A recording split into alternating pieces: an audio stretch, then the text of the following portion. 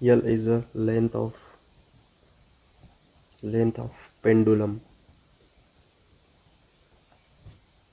T is directly proportional to Lx into Gy.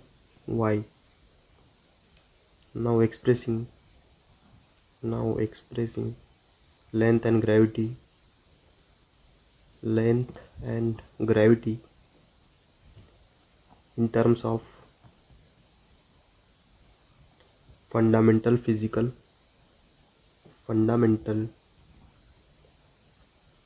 physical quantities.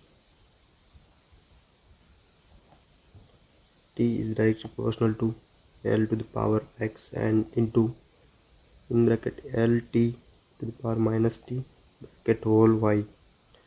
T is directly proportional.